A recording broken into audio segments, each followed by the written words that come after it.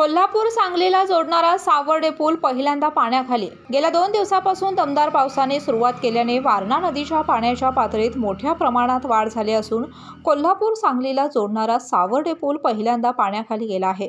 त्यामुळे या मार्गावरील वाहतूक पूर्णपणे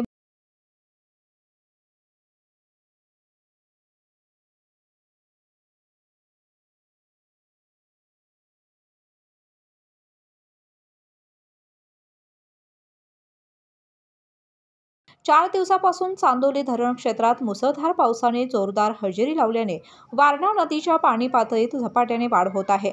सातवे, सावर्डे, आरळे, आमतेवाडी, वाळकीवाडी, शिंदेवाडी आदी गावातील ओढे नाले तुडुंब भरून वाहत आहेत।